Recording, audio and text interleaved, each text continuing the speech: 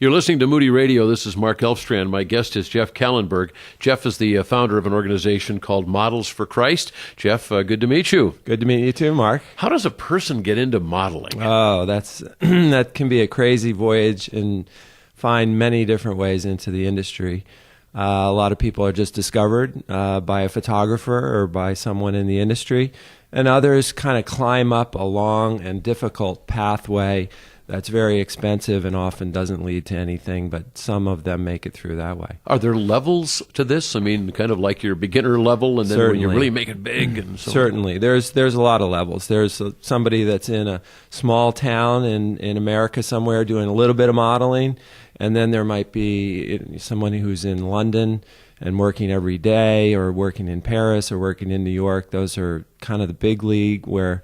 And it's funny because some people, somebody says they've been a model, but that doesn't really say much. There's many levels. It's from very small to huge income. And so when you get into that world, I mean, do you have a full-time job or? No, it's freelance. It's freelance, It's the whole thing. It's definitely part-time, Yeah. but when you're very successful, you could be working 7 days a week, or another person might work 7 days in their whole career. So it's a big difference. Really competitive? Extremely competitive, especially now. America's Next Top Model is a big show. There's many. It's kind of like the lottery for young people to some degree. If I can become something, even the Star Search shows that are on now, people are kind of trying to get into this arena of excitement and fame.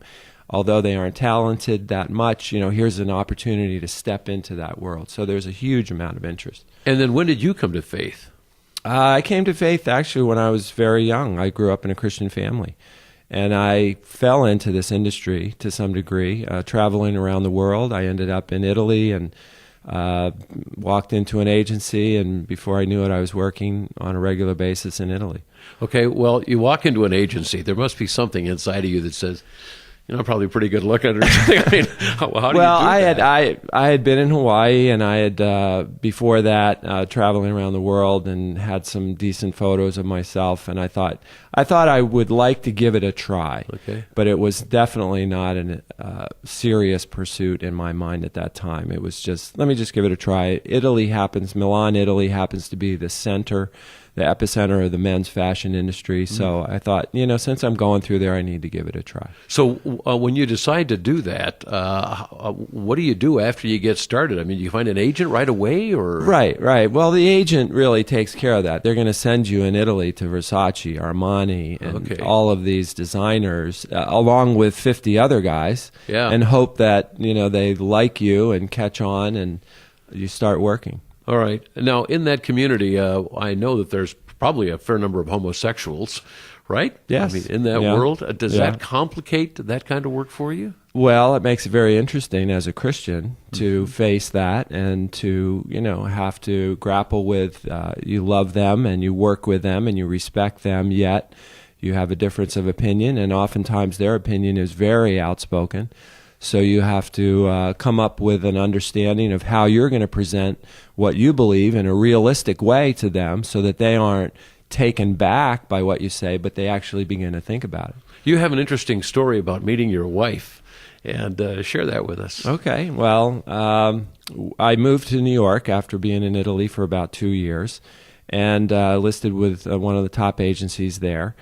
And I would witness or share with my booker about every Friday. We'd get together and just talk. And he, come to find out, he had a gay lifestyle. And he shared with me, after I had spoken with him many times, he said, there's another one of you here at the agency. And I figured that must be a Christian. So one day, while we were sitting there, somebody walked by the door and said, "Praise the Lord." And I ran out the door, and here was Laura. And we talked and discussed our faith a little bit and said, why don't we just get together and see what we might be able to do in the industry. And you started a Bible study together, did you? We did. Shortly after that, she had a great apartment, and we began to invite people to a Bible study. Makeup artists, photographers, stylists, designers would come. and we had a Bible study to encourage and challenge people to be a light within the industry. If you're just tuning in, this is Mark Elfstrand. My guest is Jeff Kallenberg, and he is the founder of an organization called Models for Christ. You've been doing Models for Christ for 25 years? Can you believe it? Wow. And I thought you said, though, that there's just not that many models that are followers of Christ. There aren't, but we've seen actually an increase. I really believe that there is a light that God gives us in our spirit. And I have seen some of the most famous photographers attracted. One in particular, Bruce Weber.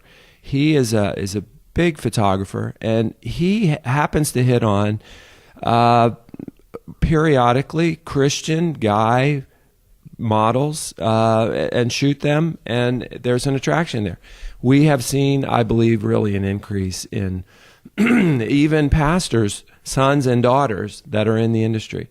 So, I mean, there's certainly not a huge amount, but we've been able to identify, strengthen, and pull together quite a few people that are in the industry and are coming into the industry. So it's been very exciting to see God actually use that to share His love and be a light within the industry. So what does the organization do? Do you have annual conferences, get-togethers, Bible studies? What? We have weekly Bible studies in L.A. and in New York, and then there's kind of a internet connection for many of the women that are traveling all over the world. They have Bible studies online through Skype and things like that. So there's a consistent meeting, and then it's really a network. It's a community of people that are in the industry that really help each other, that stand beside each other under a great deal of temptation, morally, ethically, and encourage each other. And also, just last week or 2 weeks ago at Fashion Week in Manhattan, which is a convergence of thousands of industry professionals from all over the world, Fashion Week, and even celebrities.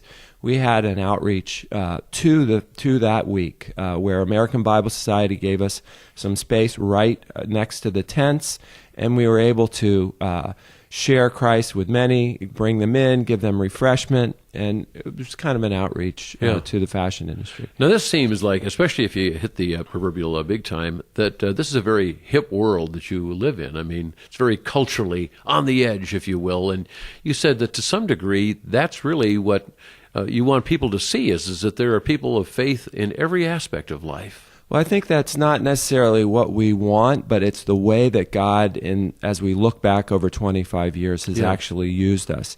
That Christians can be in step with the culture and in step with God at the same time. A lot of people think that, Christians are geeks, they're strange, they're all out of touch with everything. Well, Models for Christ